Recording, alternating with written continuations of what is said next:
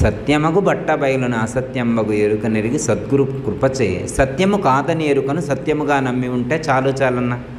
పరిపూర్ణాన్ని తెలుసుకోవడం కంటే కూడా ఎరుకను విడిచిపెట్టడమే అత్యంత ప్రధానమైనటువంటి అంశంగా మనకు సూచించడం అనేటువంటిది జరిగింది.